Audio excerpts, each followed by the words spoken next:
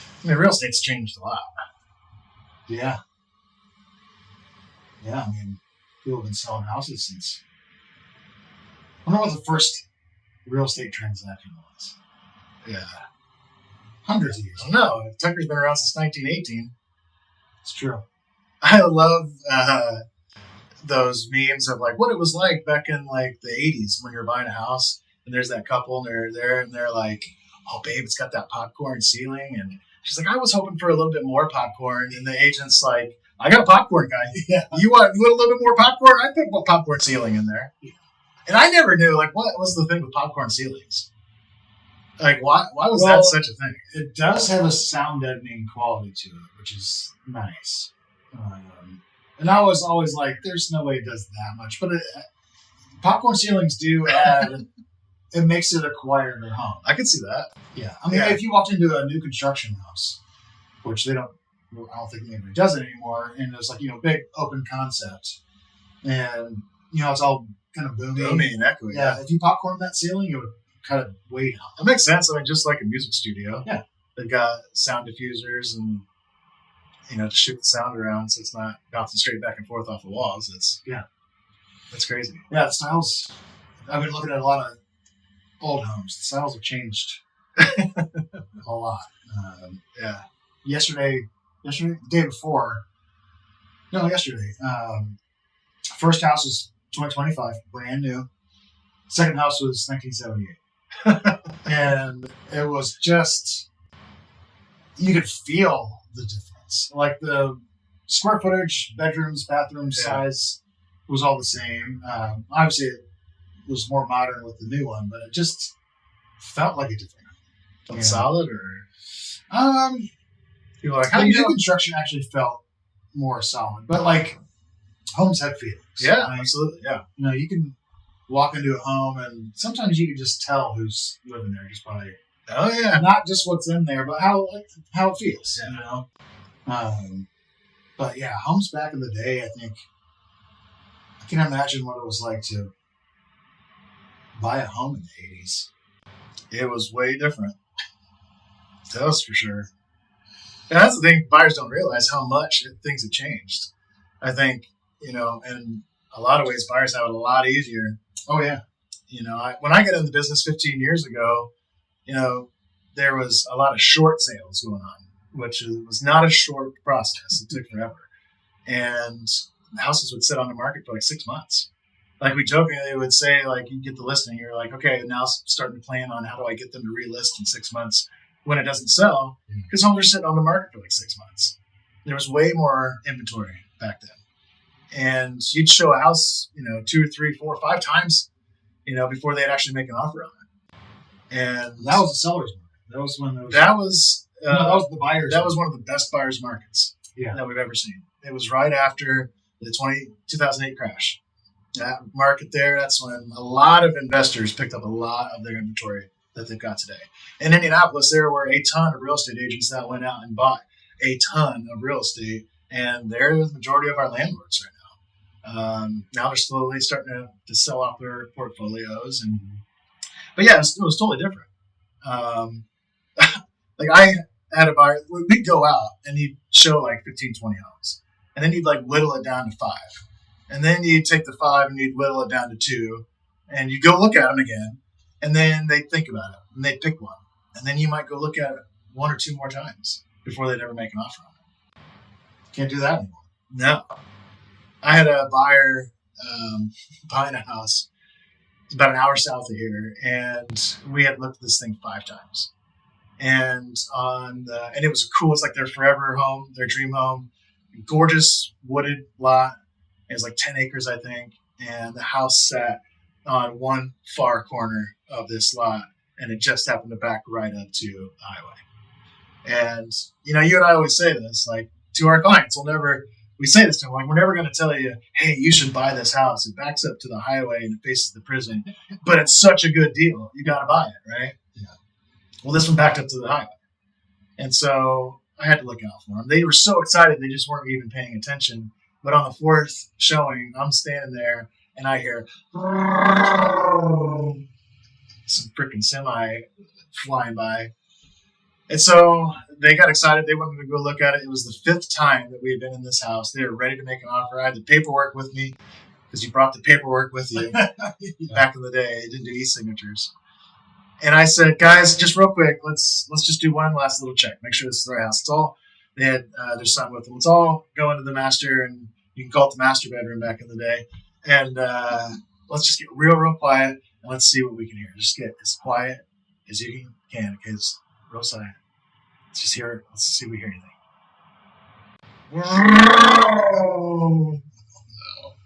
And she started tearing up. Oh, no. Like, this was her dream house. She thought it was the one. Yeah. And they didn't make an offer on it. And they were thankful for it, you know? Yeah. And my biggest fear was, like, I didn't say anything about it. They move into their dream home, and then they wake up and to, semi-spine down the road, and they're like, what the hell did we do? Why didn't Adam point something out? Or, I think it's our job a lot of times not to point out the facts on the paper, but, like, be that second, third, fourth pair of eyes looking for stuff. Pointing out defects, pointing out things that we might see that they may not like, looking out for their investment. Yeah, buyers have a different set of eyes when they're, especially first-time home buyers. Oh, yeah. I mean, there's things that they're not even thinking about. Not even thinking, but they just can't. The brain doesn't even register that it's that's there. Yeah. I don't know how many times I've shown houses and be like, he said, was there laundry? I didn't see a laundry room. I'm like, yeah, there was a laundry room. Oh, yeah. We looked at it. Oh, I tell buyers, like, guys, we're going to go out and we're going to look at probably 3 homes the first time. I know that doesn't sound like a lot, but it's a lot. If you have never bought a house before and you're thinking about it, 3 homes is a lot to walk through. You get through 5 or 6 homes, or you and I have shown like 15, 20 in a day. There's no way they can keep track of that. They can't keep track of 2 houses. I know. That's tough.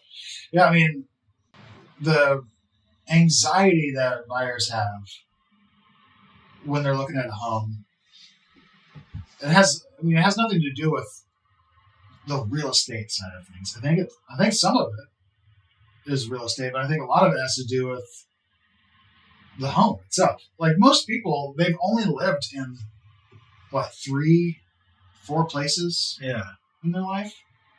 I mean, some people a lot more, but yeah, your average person out there. Yeah. And most people in 10 years, maybe, unless they've got like a ton of friends, they've gone to like their family's house, maybe a couple family members, a couple of friends' houses. Yeah. They've probably only stepped foot in 10 homes in 10 years. Yeah. So, yeah, I mean, it's going to be overwhelming. I mean, like I have buyers when they start looking at homes, you could see the anxiety in those first few homes just walking in the house. Oh, it's so stressful. And then they're like, hey, are we allowed to look in the closets? Yeah. Yeah, they tiptoe the first couple of times out. They're like, they tiptoe into the home. Like, are we allowed to be here? Yeah. Yeah, I schedule it right. We're good. Oh man, buyers are so nervous, and it makes total sense. The ones that aren't nervous, they're the ones that I get worried about. Yeah. Well, yeah. You think about, somebody gets referred to us, right, and they start thinking about buying a house. Just thinking about a house is nerve-wracking, right? Then, okay, I'm going to call this guy. They told me to, give this guy a call. He's going to help us out. Talk about call reluctance with salespeople who do this for a living, nervous to make that call. The general public's just as nervous to call us. That's true. And then we set up an appointment with them, and then they come to a place that they've never been to before, come to our office, sit down and meet somebody that they've never met before, which would be nervous. Yeah. And then they sit down and talk about houses that a lot of people aren't experts at. And that is nerve. I mean, just there's so much nerves leading up to just the consultation, let alone the entire buying process. Mm-hmm. I had these buyers we closed a week or so ago, and it was awesome. They were awesome. And we did the final walkthrough, and they had a lot of questions. And it was like we started going through it, and I started realizing, man, this is probably most buyers, and how nervous we were supposed to close the next morning. And he's asking me, where's the water shut off? So I taught him how to shut the water off, how to start the water heater, how to change the furnace filter. Just showed him all these little things about the house and maintenance. And at the end, I always kind of jokingly am saying like, hey, do you guys still like it? Like, here's your opportunity, you know. And some people may say, like, why would you say that? Plant that seed that they, you know, don't want the house or whatever. Yeah, I'd rather them back out right there than not speak up because they're so nervous. Buy this house and then regret it, give me a bad review, and not think that I was looking out for them. Yeah. So I asked, they're like, yeah, we were so excited, but gosh, we were so nervous. And I think sometimes our job is to make people's nerves go away. Oh, yeah. And it has nothing to do with, it's everything. It has nothing to do with just that one purchase, you know, or just that dollar amount. It's everything. This is one of the most nerve-wracking things that anybody can go through. And, you know, so at the end of it, I sat there and I told them, I was like, guys, this is totally normal. It's totally normal to be this nervous when you're going through this process.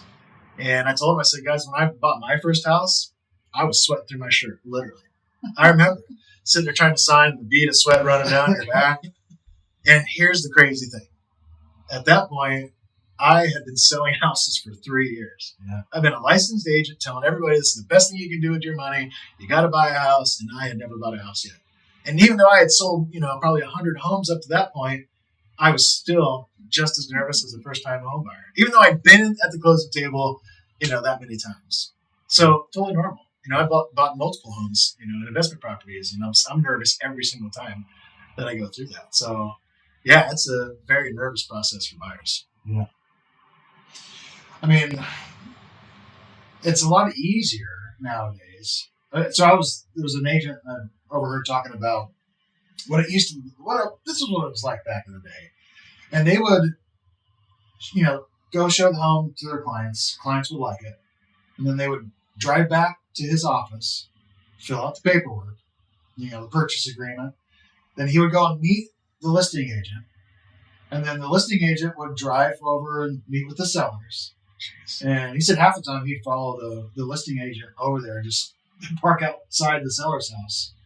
They would discuss the offer, and then the seller's agent would come out and tell them either they accepted it or they're going to counter. And God forbid they counter, because then he'd have to call his people, go meet at his office again, redo the paperwork, drive back over to I mean, it was an all-day deal to just put an offer in. Yeah. And the fact that the buyers never even looked at the house before they even stepped foot in. I mean, nowadays you can at least the photos online, the virtual walkthroughs that buyers have. Yeah. Buyers have way more information at their fingertips than they ever did before. That's true. You know, back in the day, you know, realtors hoarded all this information, and that was their value. To be honest, I think that's what a lot of realtors back in the day felt like that was kind of what their value was. They were the ones that you had to come to figure out what homes were for sale and what the prices were. Like, it was all secretly hidden in a book somewhere, you know. Now buyers can see what the seller sold it for, what the house, you know, assessed at, all kinds of information.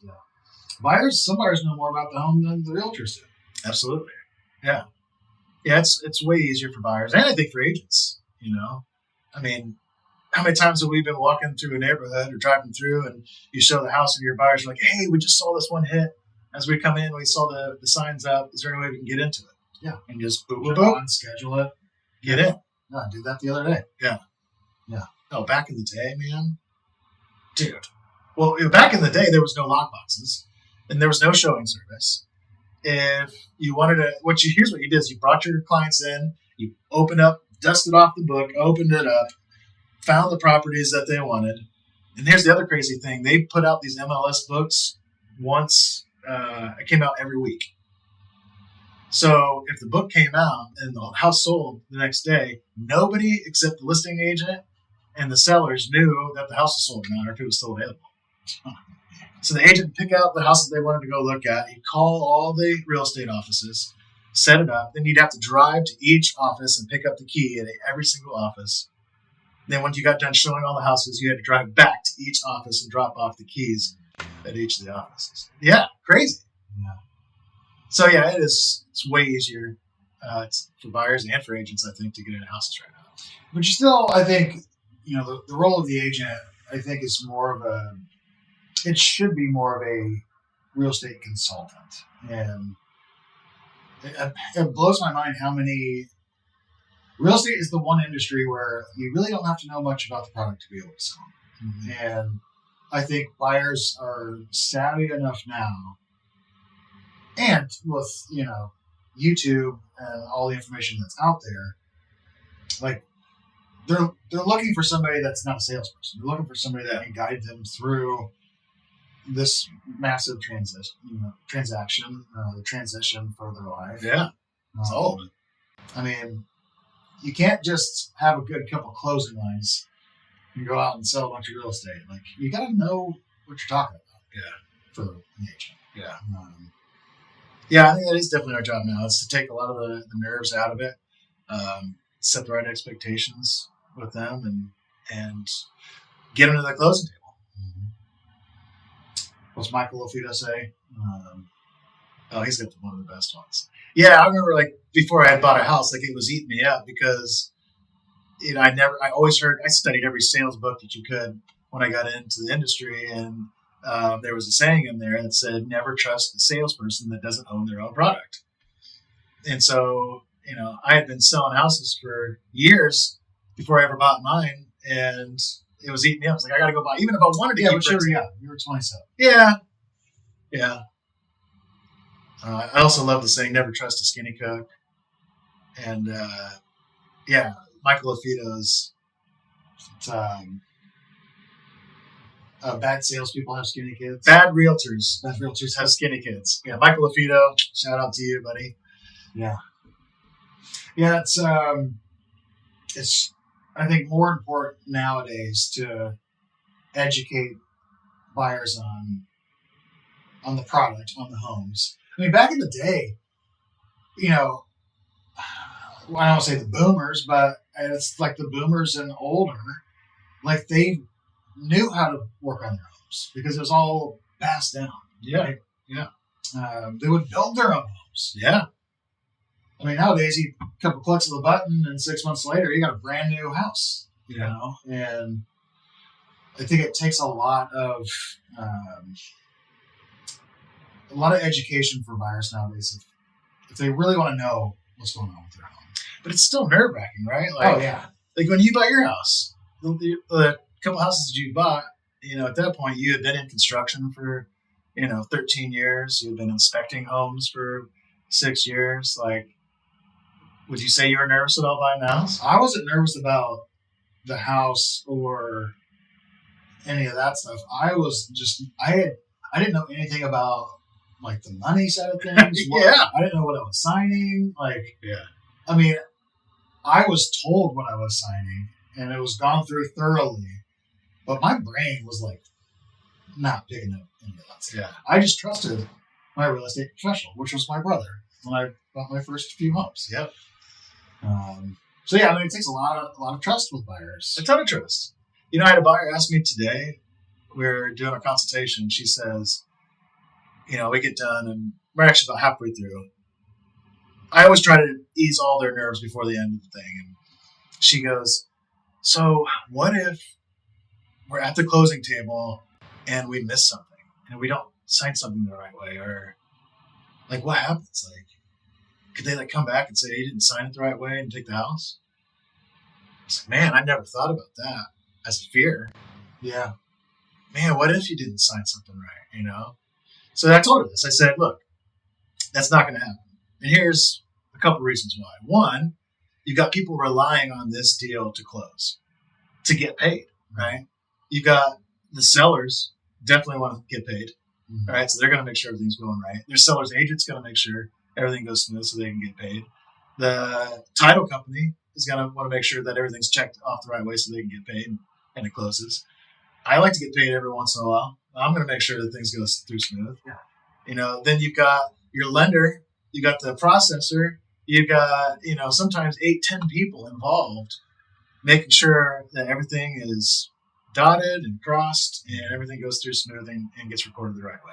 It's not going to slip through the cracks. Well, and if that is a fear, there is a document you sign at closing saying, if you didn't sign this correctly, you're saying we can come back to you and have it signed correctly. So, yeah. And that's what title insurance is. A lot of people are like, what, are these just people just like go down and tell me my deed's good? No, they are ensuring that if something were to come up after the fact, they will make it right. Yeah. And I have had title companies have things happen and they have made it right. So it's never going to slip through the cracks, and they're going to come take the house from you or anything like that. There's too many people involved. But man, I thought that was a really good question. Yeah. So yeah, buyers' nerves and the trust they've got to have. Man, there's a lot of unknowns for a first-time home buyer. Well, even for somebody that's bought, 5, 6, 7 homes.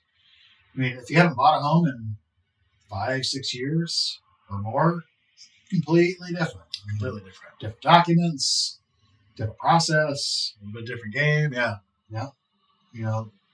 2020 was how fast can you drive? Yeah.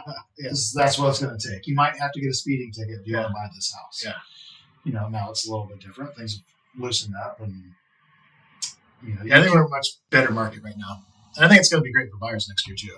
Yeah. I think the money side of things will be a little bit better for buyers, but that is a big thing too. There's a lot of buyers out there that think that they can't buy because of the money. Well, it's a lot easier than what you think sometimes on the money side. There are some great programs out there, down payment assistance programs and things that buyers can use. But yeah, I do think that it is our job to try to take a lot of the stress and anxiety out of it. It's a lot. Well, have you had any irrational fears from buyers? Oh, every once in a while you get somebody that's scared that somebody's died in the home.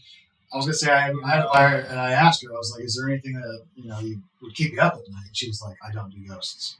I don't do ghosts. I was like, okay. And she's like, I'm dead serious. She's like, I could deal with a fixer-upper. But if there's ghosts in this house, I'm not doing it. And she was dead serious.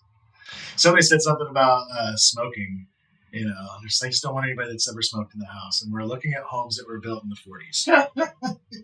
Everybody. I guarantee you somebody smoked in this house at some point. Yeah. There's nicotine under those 3 layers of paint. In that. Yeah, those aren't yellow walls. That wasn't the harvest gold that people were putting up before. That's Winston non-filtered. Yeah. Oh man. Yeah. Well, I think. Do you think buyers were less nervous back then? You think I think so. Do you think our industry's made it so damn complicated, and we have so many disclosures and so much crap that we got to go through that it's making buyers nervous? Yeah, I think the purchase agreement back then was like a 1-pager, right? Yeah. Yeah. I mean, it's... Plus, buyers smoked and drank a lot more back then, I think. Yeah. Everybody's on health kick these days. They're all wound up from their coffees and their mushroom coffees, which I'm a fan of, but... Yeah. No, I think they're probably... Well, okay. I think buyers were less stressed back then, but I think it was a combination of slower pace of living. Lack of information. Well, they weren't bombarded. Ignorance is bliss, man. You don't know anything. So. They just said, sign here, trust me, it's all going to work out. Yeah. And that'd be a lot better than okay, we're going to have to meet a couple times. We're going to sign something before we ever look through a house, and I'm going to have to scare the death out of you before we actually go out there. I want to make sure that you're ready. No wonder. Well, back then, nobody, unless you talked to somebody that had a bad experience, you didn't hear about that all the time. Oh, that's true. You can get on YouTube and find a whole page dedicated to the horror stories of buying a house. Uh-huh. So, I mean, don't spend too much time on the internet. You'll find anything you want to find, you will find it. Yeah. I think what buyers' biggest fear is when I'm working with them is not knowing how to fix things when things break. Yeah, that's the biggest one. Or not knowing who to call. Yeah. And I think you and I do a really good job of easing buyers' minds by saying, we don't go away after the sale. Right. We're not salespeople. We're here to get a check and go away. We're advisors. We're going to be here for you. Anything breaks. Come with the house. That's what I always say. Come with the house. At the closing, I say, if anything ever comes up, you call me first.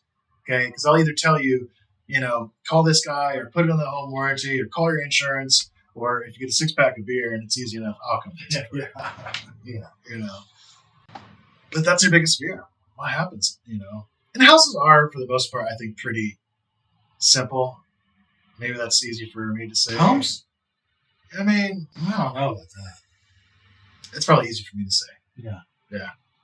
Which, well, it is funny because when I was talking with these buyers the other day, we were talking about something random in the house. We're talking about radon, and and I said, I was explaining how a radon system works and how they punch a hole through the concrete and they stick this fan. And I said, guys, this concrete floor we're standing on is only about 4 inches thick, and they were shocked. I don't know. They must have thought it was like, layers thick or something like that. Yeah. Talking about soffit bins. Why are there soffit bins? I'm like, well, that's so the house can breathe. Mm-hmm. I do forget how much knowledge we have about homes with 13 years of construction and in real estate for 13, 15 years and all that. So, it probably is a little bit easier for me to say, but guys, just call us. It's simple. Yeah, Okay. just call us. Yeah. I would recommend if you're thinking about buying a home. This is, I think, a new tip I'm going to start giving the home buyers. Yeah. Watch This Old House. Yes. We watch it every Sunday. Do you? Yeah. I used to watch it all the time.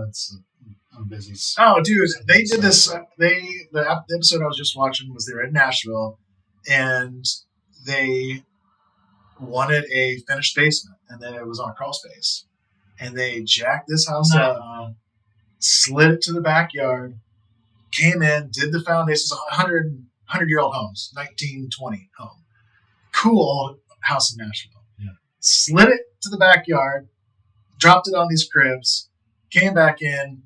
They brought in the pre-poured concrete walls, dropped them all in, and then they scooted this house back into place. And I'd seen it kind of done, but they actually walked you through kind of the nuances of it.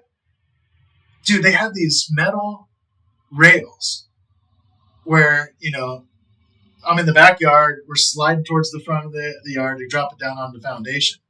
And they got these kind of caster wheels, big sort of caster kind of deals on top of these rails, and the house sits on the caster. And as they are pulling it with a winch, there are guys underneath with sledgehammers hitting these casters. And the guy's like, is the thing not moving? Or why are they pounding on it? And that's how they steer it. And they have guys in the front pounding on it on certain sides on the front, and guys pounding on the casters in the back. And they can steer this house up and drop it and just turn it and then drop it right where it's supposed to be. That's crazy. It was wild. But yes, watching This Old House, man, you can learn so much stuff. When I went to install the door over here, I looked up, hidden doors on. Seth's got a really cool hidden door here in the studio. I've always wanted a hidden door. Yeah.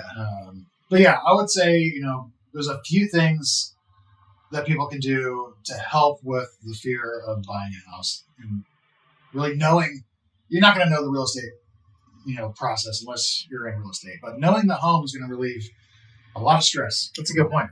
And you can do it over a couple of months, sipping coffee and watching This Old House. It's a great show. Yeah, I love it. Yeah, that is maybe we should start a class on teaching people how to take care of homes, maintaining homes. We'll start shooting some more videos on it. Yeah. And we'll talk about it too here on the podcast. We'll talk about things you can do to maintain the home a little bit. Yeah. But guys, if you're scared at all about buying a house, give us a shout. We'll walk you through it.